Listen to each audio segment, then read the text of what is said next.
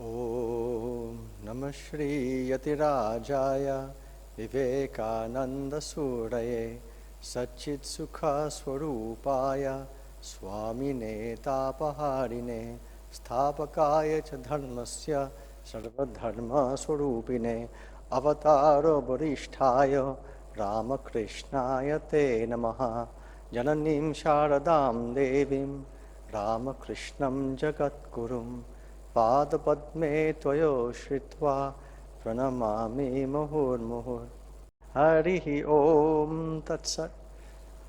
Okay, namaste. So namaste here, people here, and also online.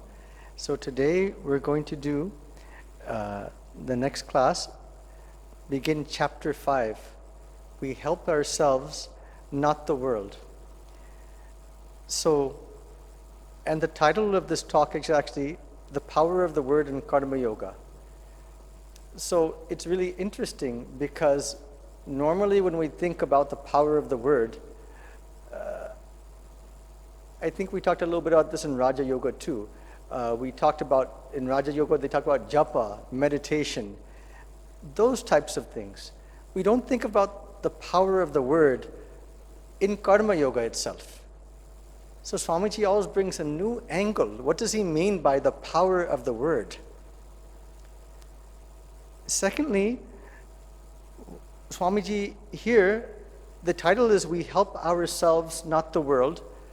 But as we are going to see, in the text, Swamiji talks about rituals, mythology, philosophy. So what do these have to do with Karma Yoga? So it's a very interesting talk we're going to have today about the power of the word in Karma Yoga. And I really feel this really affects us on so many levels. Our self-talk, how we look at ourselves, how we talk about others, our attitude towards others, our attitudes towards ourselves, those all get reflected by what? By our words. And he's going to talk about this today. This idea of words, it's such a powerful force, yet most of the time we use it unconsciously. And because of that, we face many more difficulties than we would face. So I'm going to request everybody to, those of you who have the text, to please open the text, and I'll share the screen right here. Okay, chapter 5. We help ourselves, not the world.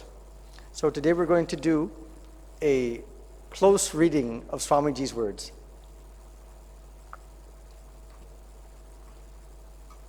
And just to recall, during the last class we talked about duty. So we're going to continue on that line. Okay, Swamiji starts.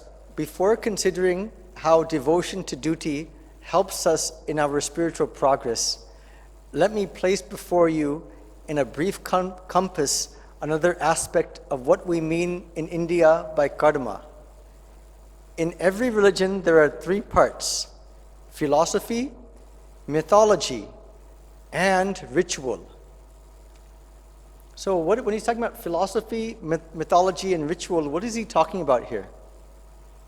You can say that this philosophy might accord to the head. Ritual to which part of the karma indriyas? The hand. And you could say mythology to the heart. It inspires us. Swamiji continues, philosophy is of course the essence of every religion.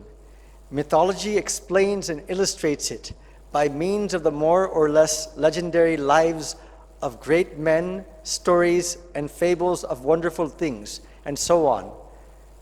And ritual, it gives to that philosophy a still more concrete form so that everyone may grasp it.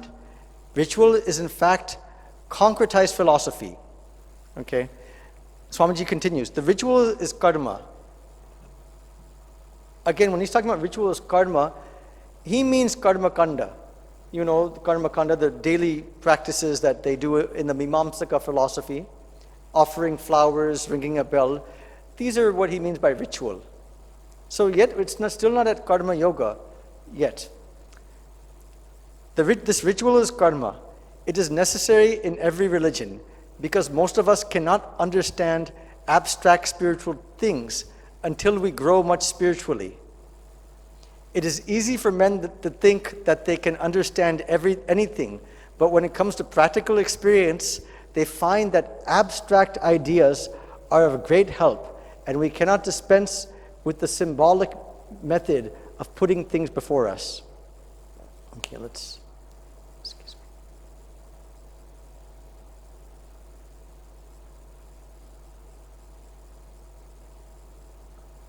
Okay, so now when he talks about that, let me just, okay, so when he talks about that, when he's talking about this idea that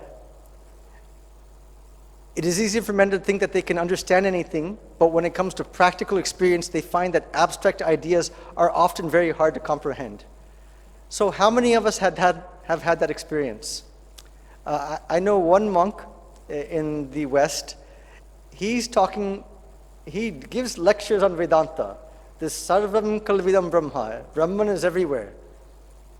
But now he's in a position where he has to serve other patients.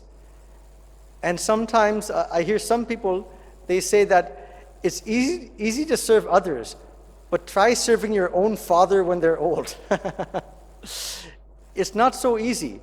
So it's easy to say things like, God is everywhere, God is in all. Those are all nice theories. And we give such nice lectures on Advaita Vedanta, Bhakti, all these things.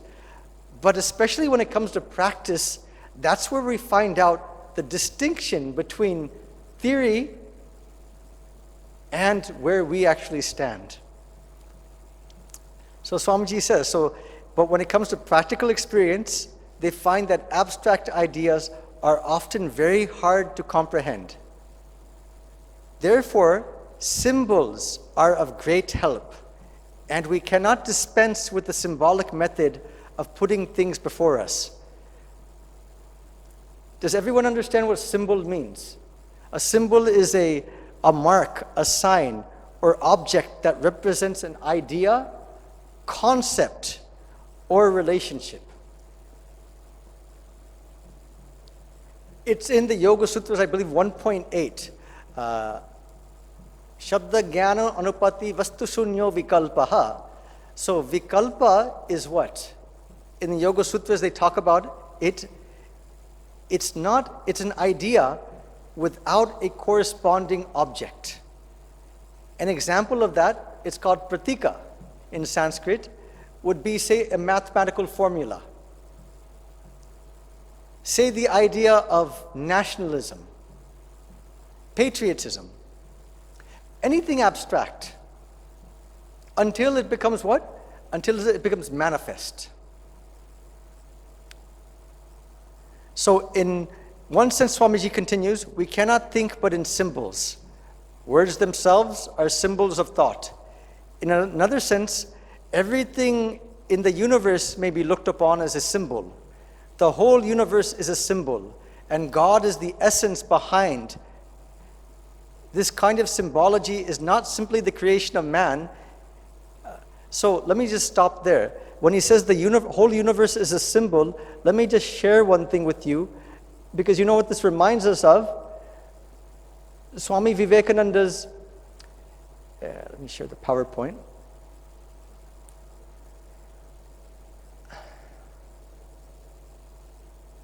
Okay. And by the way, this is also one type of symbol, what Swamiji will talk about. What is this? The swastika.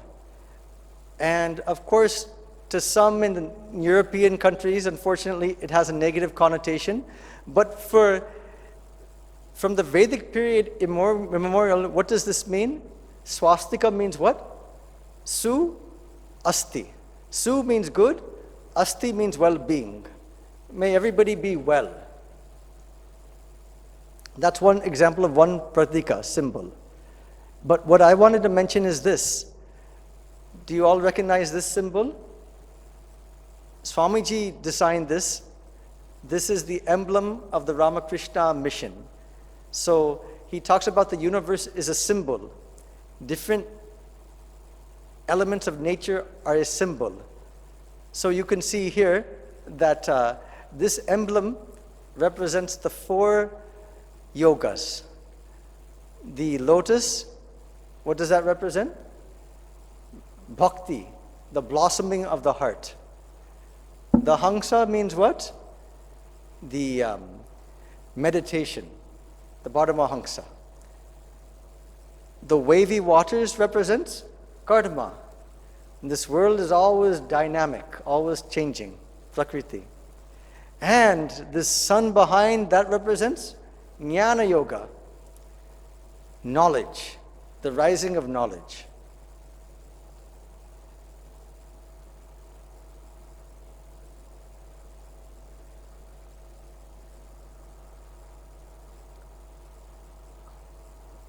So this is one thing that we talked about. This is symbols. The whole universe is a symbol and God is the essence behind.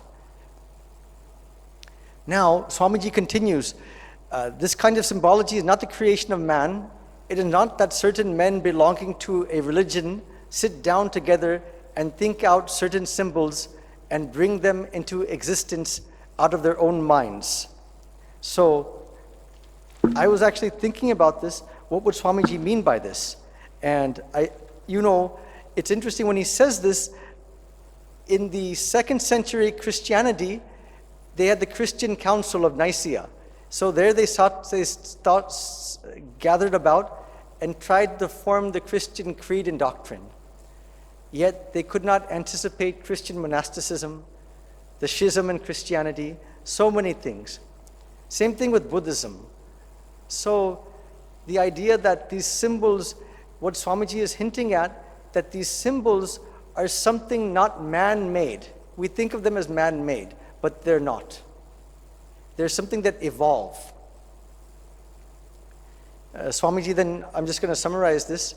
He talks about Christianity, the Christian religion, and that the cross, everybody thinks the cross, the symbol of the cross, which means crucifixion of Christ, that it started with Christianity. But Swamiji says that this was there long before Christianity. Say, the swastika, for example, he mentions that.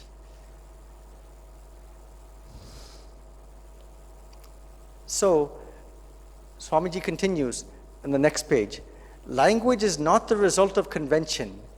It is not that people ever agreed to represent certain ideas by certain words. There never was an idea without a corresponding word, or a word without a corresponding idea.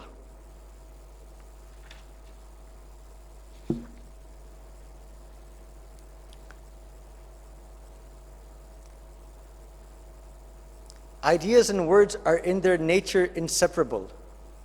So if I give you the word water, it's inseparable with the nama, name and form. What is it? Can you separate water from the idea of water? They seem inseparable. So Swamiji continues, every thought in the mind has a form as its counterpart. This is called in Sanskrit philosophy, nama rupa, name and form. So nama rupa is there, but I think that there's something else beyond nama rupa, and that is guna, quality. Does that make sense? Swamiji says nama rupa. But I would actually say that nama means name, rupa means form, and what does guna mean? Quality. Say water. Water is the name. You can also call it different names. Jol, pani, agua, aquina. So many different names. For what? For the form water? Not only the form, there's one other point. The guna, the quality. The qualities, what makes water water? Does that make sense? So actually I would say here, it's actually the guna plus the rupa, the quality plus the form, then you give a name to that. And that name can have many names. It can have, like we said, many different names. Same thing with God. You can have Saguna Brahman, Nirguna Brahman, God with qualities, God without qualities, Krishna, Kali. These are all names. But what's beyond that name? You have different forms, and beyond the forms, these gunas, the quality.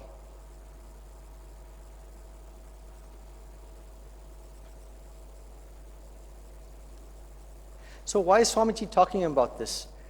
Here he's talking about rituals, ritualistic symbols. Why is he talking about that? He's really talking about it because what is the relation with rituals with karma yoga? You may be thinking, this should be rather a class on bhakti yoga. We can think about rituals with bhakti yoga, but why karma yoga? The reason is this. When we engage in a ritual, it produces an effect on the mind. What is that effect? It creates a habit which activates samskaras. Sri Aurobindo says that in every individual, you have both light and darkness, in every individual. So what we use by our words, what we engage through our actions, helps either to bring out the light within us or the darkness. Let's continue. So Swamiji, again, he's giving this to a Western audience, just to remember.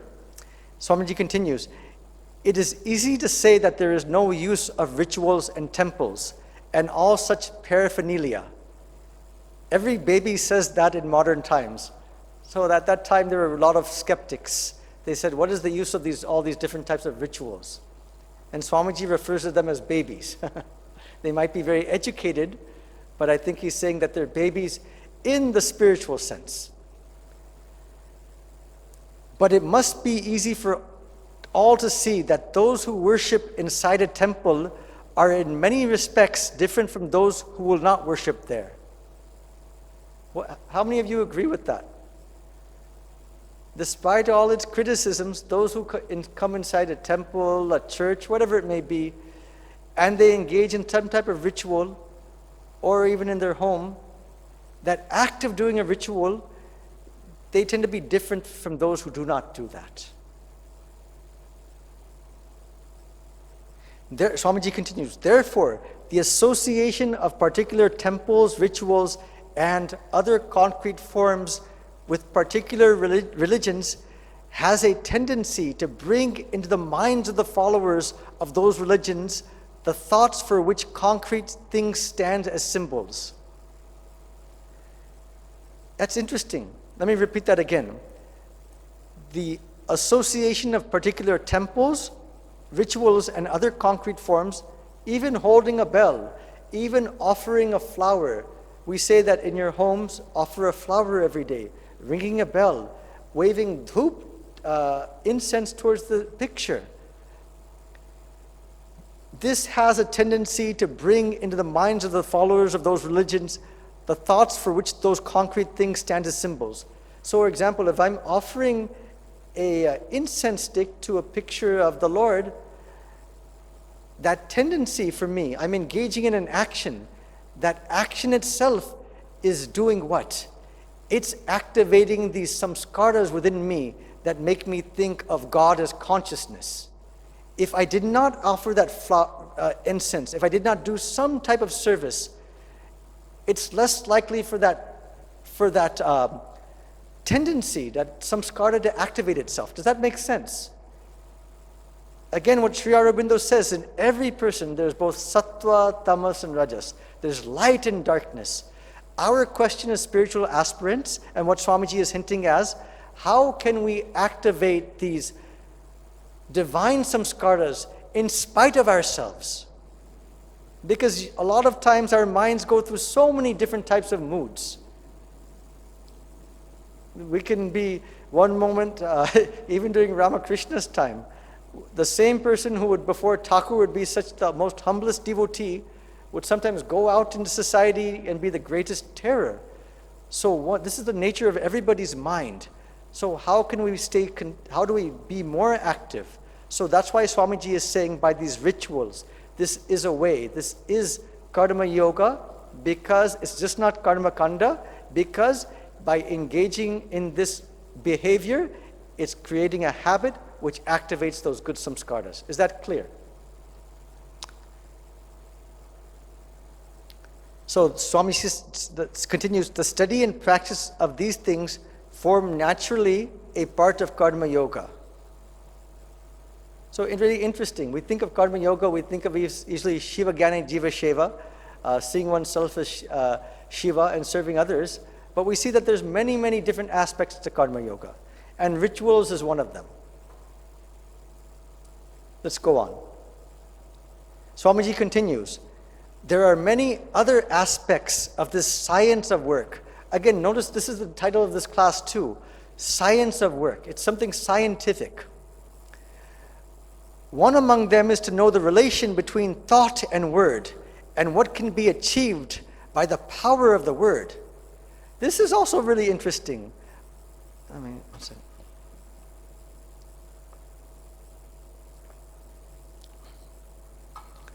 I would have never, why is Swamiji talking about the relationship in karma? This is karma yoga. We're supposed to go out and do service and those types of things. But he's talking about that there's an intrinsic relationship between thought and word, and it's necessary for us to understand that. What does he mean by that? So he says, one among them is to know the relation between thought and word, and what can be achieved by the power of the word. Again, as I said before, when we think of bhakti yoga, one of the prescribed practices for those who get initiation is what? Mantra, to repeat the mantra. They say by repeating the mantra that the mind becomes more and more purified. So that's the purpose of bhakti yoga. So we see the power of word. But in karma yoga, what does he mean?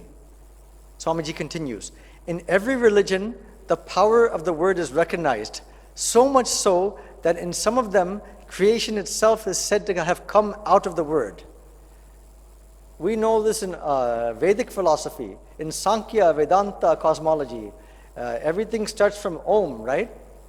It's this avyakta, the whole universe is in a state of undifferentiationness, and then when the slight imbalance of the gunas, this Om comes, and from that, the entire universe manifests. So the external aspect of the thought of God is the word. And as God thought and willed before he created, creation came out of the word. So that's really also, creation came out of the word.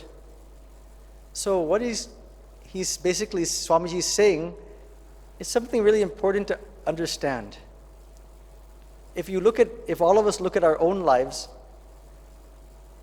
here, sitting here and also online, how many of us, how carefully, how conscious are we with our own words? Do we understand the power of our words?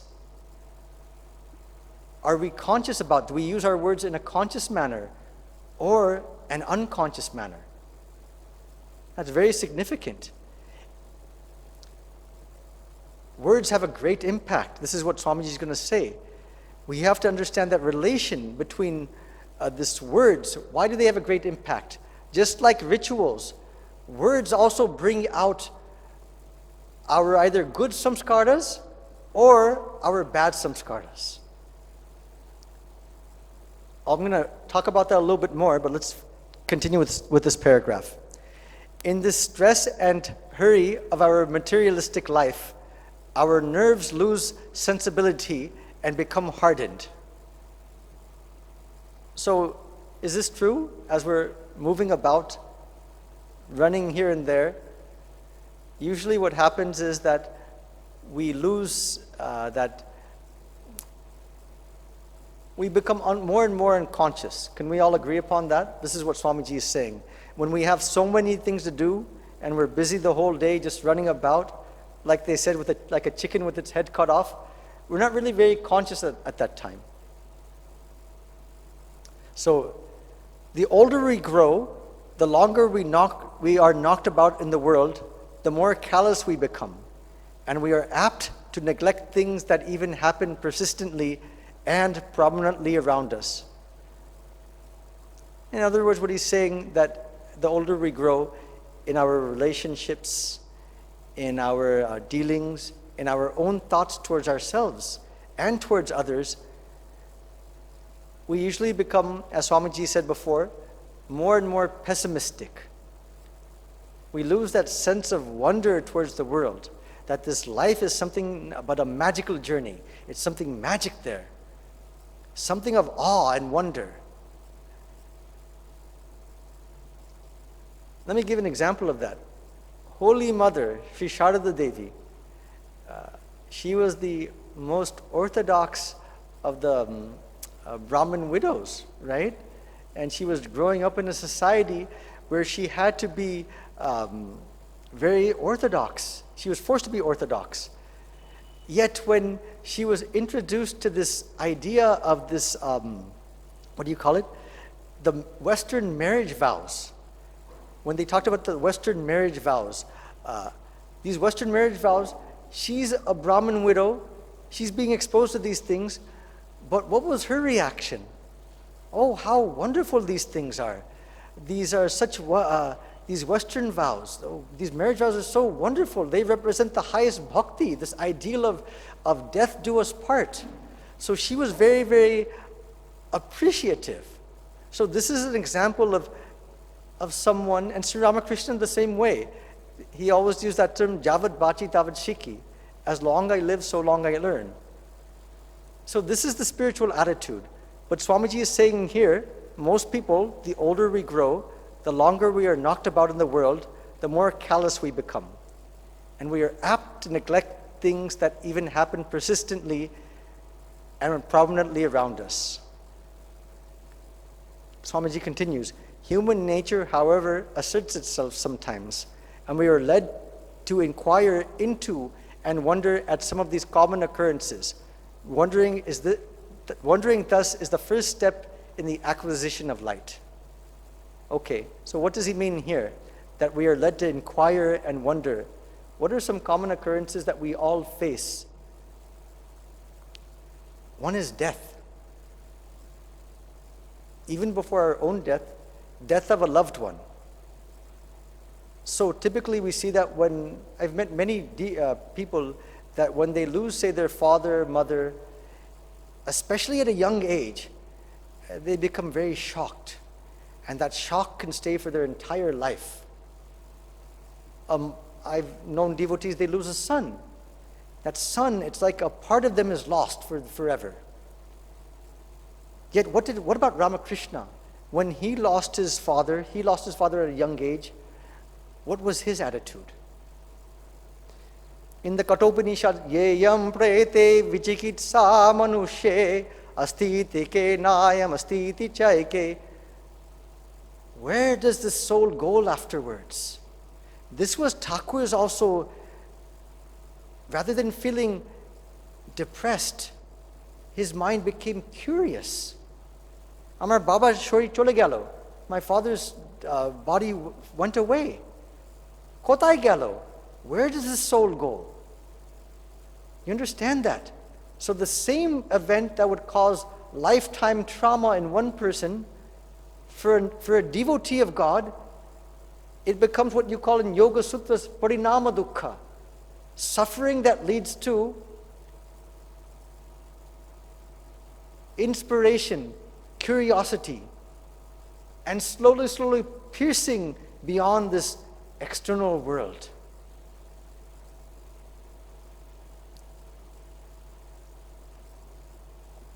Not just Thakur, I've made devotees too.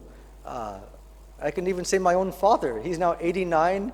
He has Lewy body dementia, Parkinson's. He can hardly take care of himself now. He was a famous scientist. He almost won the Nobel Prize. So I sometimes ask him, Dad, if you can go back, tomorrow you can have, even the next moment, you can have a healthy body, healthy mind, and you can maybe get, do your research again, and get nominated for the Nobel Prize, whatever. Would you want to go back? Because you're in this state. And he says in Bangla, "Na, ami ekon shudu Ramakrishna loka jeta chai." I only want to go to Ghumta chai, I want to close my eyes, and I want to go to Ramakrishna loka. Ami ar eta chai na, I don't want any of this. I'm done with this. I've enjoyed, I'm done. This is the attitude of a devotee. Whatever suffering, whatever good things happen, a devotee doesn't look back. Remember this, parinama dukkha.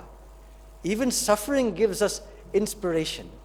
Swamiji says that in many places. If we go back and we look at our own sufferings in our life, a worldly person this becomes a lifetime trauma. But for a devotee, no matter how painful it is, one thing that happens is it's tough sometimes, but ultimately we understand there's some meaning in it. And sometimes when we're going through it, it's very difficult. But afterwards, almost without fail, we can see that, no, I'm glad I went through that. However painful it is, I'm glad because it opened up something. You know what that suffering does if you take it in this parinama dukkha? It does two things. How did Ramakrishna define sannyasa? Not just for sannyasis, for everybody, for every devotee, bhakta of God. How did he define sannyasa? Virag means detachment from the world, or anurag, attachment to God. So even in this suffering, that's the main point of the suffering actually, that from this we get more and more of this detachment from this world. And we get more and more of that attachment to God. For some it doesn't happen like that. For some people they might become detached from the world if they're not devotee, but then they lose faith in God. Useless. Some they abandon God because they have that expectation. I mean, Thakur Bhakta, he'll take care of me. So when something bad happens, that they lose faith. But no, this is our test. And so that's why we have to look, there's some insight. Anything that happens, it's always, what am I supposed to learn? There's something there. No matter how painful it is, there's something there for me to learn. What is that? Being patient, that does not reveal itself overnight. We have to stick with it. Be patient. Don't judge. Wait. Okay, let's go back to Swamiji's words. So now Swamiji, one thing I love about Swamiji, and you can compare him with any other commentator, these are like bhashyas, you can say. Not only bhashyas, because he's not just giving a commentary on Karma Yoga, Karma Kanda, he's introducing new doctrines of Karma Yoga. So he says, apart from the higher philosophical and religious value of the word, we may see that sound symbols play a prominent part in the drama of human life. So Ramakrishna does this too. If you read the Kautamrita, he doesn't keep it at the abstract, idealistic level. He takes the ideal and he makes it real, that where you are right now. And you could read it especially in the Kautamrita, sometimes there will be some people, they become before Thakur and they act very pious. Yet when they're not there, they're like going to the prostitution house. So they're acting very pious, but when Thakur is speaking with them, he'll use analogies of someone who goes to the prostitution house. He calls them out. He always deals with everybody where they are, not where they should be. Okay, apart from the higher philosophical and religious value of the word, we may see that sound symbols play a prominent part in the drama of human life. Swamiji continues, I am talking to you. I am not touching you. The pulsations of the air caused by my speaking go into your ear. They touch your nerves and produce effects in your mind. You cannot resist this. What can be more wonderful than this? One man calls another a fool, and at this the other stands up and clenches his fist and lands a blow on his nose. Look at the power of the word.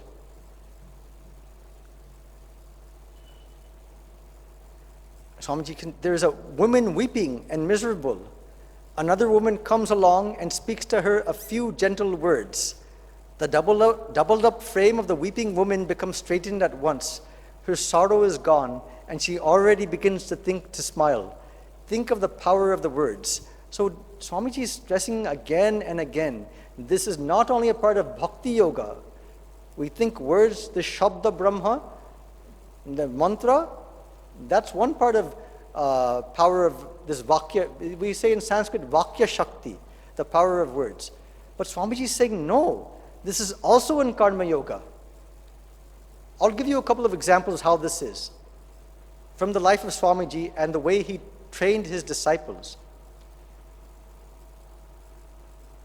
Before that, let me just finish this. So Swamiji concludes, day and night we manipulate this force without thought and without inquiry. To know the nature of this force and to use it well is also a part of Karma Yoga. Let me just repeat that word. Day and night we manipulate this force. Manipulate this force means what? We don't manipulate it consciously. We all do what?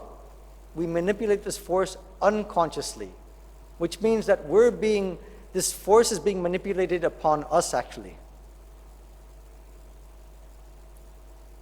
To know the nature of this force means what?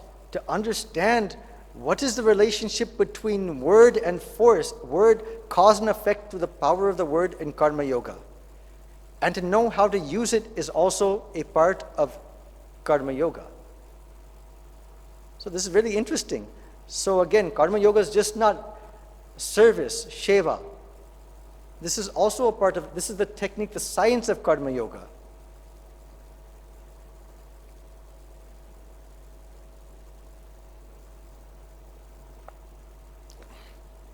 Okay. Now, I'd like to elaborate a little bit because Swamiji did teach this power of the words, and so did Ramakrishna to their disciples. How? One is name, identification. How we label ourselves, how we name ourselves. We all have a name.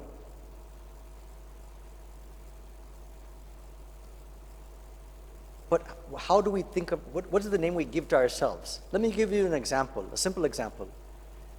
You've heard of Sister Nivedita, the Irish disciple of Swami Vivekananda. Before she joined, her name was what? What was her name? Margaret Noble. Yes, Margaret Noble. So, if you read her early letters, she used to sign them Margaret Noble. Now, some of you may know that Swami Vivekananda, when Sister Margaret Noble came to India in 1898, he gave her training. Then they went to where? Amarnath. And after they went to Amarnath, Swamiji gave her the name Nivedita, which means dedication. He dedicated her for the cause of for India's welfare. So, Nivedita, when she used to sign her letters, she would start by writing Margaret. Later on, she wrote Nivedita. Then after some time, what did she write? How did she sign her name? Nivedita of RKSV. Means Nivedita of Ramakrishna, Swami Vivekananda. This became her whole identity. This is how she thought, this is how she thought of herself. This was her idea. Another idea she had, this what we talk about in Buddhism, in this Bodhisattva idea, being a mother to the world. Rabindranath Tagore accurately gave her the name Loka Mata, meaning Loka, world, Mata means mother to the world. This idea also came to her. That idea, those words, reinforcing them again and again, how did that manifest in her life?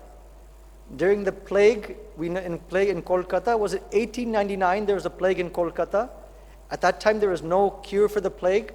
If you come in contact with somebody with the plague, you'll die. What did Nivedita do in Bagh Bazar? there was a plague there. She was the first one to go into the dirtiest areas. She cleaned, she nursed, she held like in the lap a plague patient for days and days, nursing them till they died in her very lap. So she was ready to sacrifice her. Even Swamiji warned her, don't sacrifice yourself. What are you doing? You'll die early. But she didn't care. She lived up to that name, Nivedita, of RKSV.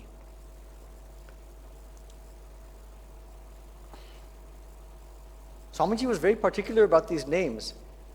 Raja Maharaj, Swami Brahmananda, he was an Ishwara Koti.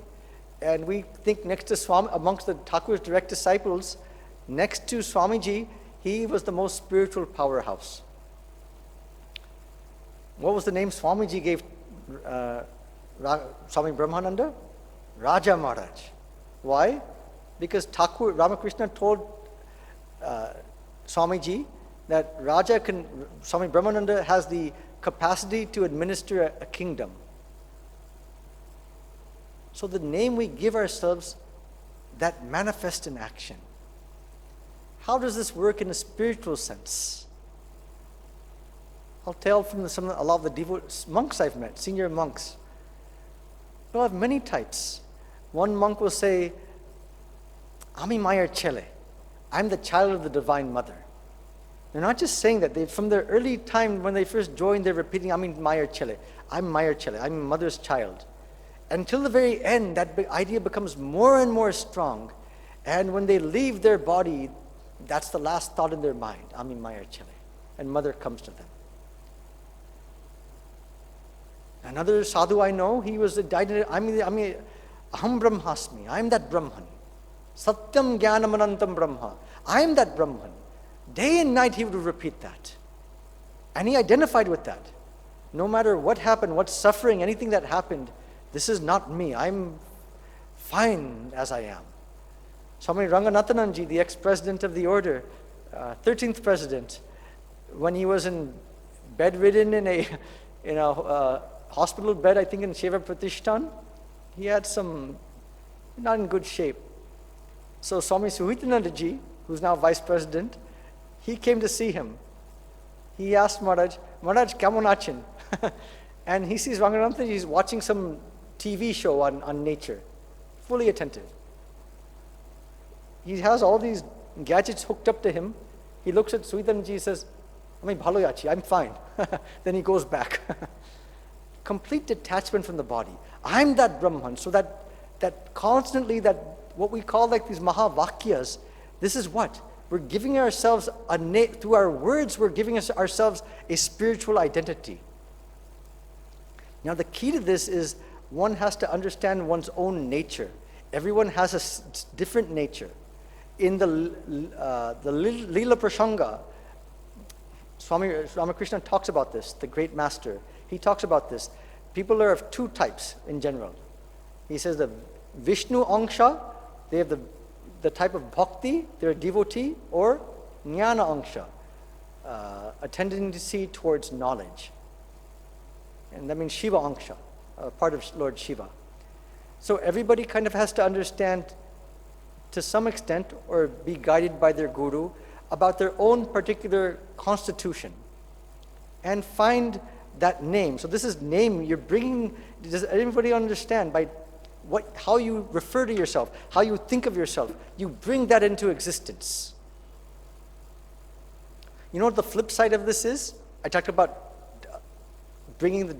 activating these divine samskaras. The flip side of this is, and I see this a lot in all of us in society today, victimhood. What does victimhood mean? I'm the victim. Everybody's disrespecting me. I'm the victim here. I'm always the victim. This is the other type. So on the one type, Ami Mayar Chele, I'm this Brahman, I'm the child of the mother, you're activating the divine samskara. Remember what Sri Aurobindo said again. In every jiva, there's both light and darkness. Through our words, through our actions, we either bring out, you choose what you want to bring out. Do you want to bring out the light, the sattva, or do you want to bring out the tamas? We choose that. That's why this idea of the power of words in karma yoga is so important. We don't talk about it enough. Victimhood, if we keep saying, I'm a victim, or I'm a sinner, ami papi, we sometimes poke fun at ourselves too much. We become too self-deprecating. I'm good for nothing. If you keep saying that again and again, what did Thakur say? You become that. We have to be very careful about our words towards ourselves and also towards others. They're probably the greatest power in this world. Don't you see it now, even in today's social media? One person says one word or types one thing. One word types, Madhaviji, you're a journalist. So what happens? And the whole world gets set ablaze. This power of words. Where does that come from? Actually, we talked about this in my Raja Yoga class. I think this is coming from that when Swamiji talks about symbols, words, there's a universal mind that they say that in Sankhya Vedantic cosmology, when the world first comes into existence from the Mahat, from the great I, that cosmic mind, from that cosmic mind, in its seed form are all these different nama rupas, all these different names and forms, and their seed forms. And over time, as the universe evolves, all these things come from the seed state to the manifest state. When I talked about that idea of nama, rupa, guna, name, form, quality, they're all in a seed state. They slowly manifest. Actually, again, let me just repeat what I said earlier. Before nama, name, comes rupa. Before rupa becomes this guna, the quality. The quality embodies a form, and the form can be called many names. Water. What's the essence of water? That essence of water. Then that essence of water, that idea of water takes a form. Water. And then that can be called many names. Jol, pani, aqua, aquina, water. So many different types of names. So all these things, all these words that we give, we're all connected with that universal mind. This is what Swamiji is saying. And so that when we say something, why does it reverberate everywhere? Because we're all connected with that universal mind. So these minds are what Carl Jung talked archetypes. They're all there, and when we speak about something, that's why it can register with others, and it can affect others. So understanding this, just want us to think about that. In our own lives, how are we with our words? How do we use our words towards ourselves? Do we refer to ourselves as divine? Do we refer to ourselves as victims? I'm not judging, all of us have to think about it. What are the ways we identify ourselves? Secondly, how do we label others? Even if I keep saying about another person, you're useless, what will happen to that person? And also what will happen to me? Holy Mother says that if you keep calling somebody else useless, you also become useless. Why? Because you're bringing that vritti into your mind, that mind is coloring your own mind, and slowly that becomes stronger. So remember, whatever you speak, all these different qualities, good and bad, as Aurobindo said, light and darkness, they're all within us. And whatever we speak, whatever we think, especially whatever we speak, that's more gross. We bring that into existence. I've read many times in the Kautamrita, Ramakrishna, he would talk about samadhi. The word samadhi, he would talk with somebody else. যখন তিনি সমাধি এই শব্দ বলেছেন, when he said samadhi, তখন তিনি ভাববিষ্ট হয়েছে. Then he went into samadhi by merely uttering the word samadhi. So, this is something that us to think about, that we can take away, and that's our assignment just for today. What are we doing with our words? How can we become more conscious first? How can we become more conscious? Secondly, when we find that we're not using words in a proper way, how can we, rather than saying anything at all, just keep quiet? Okay? And third, at the end of the day, keep doing this vicharya, reflection. and keep reiterating in your morning meditation, evening meditation, keep reiterating again that divine quality that we talk about. Okay, so if not, okay, then we're going to close today. Om Shanti Shanti Shanti Harihi Om Tat Sat.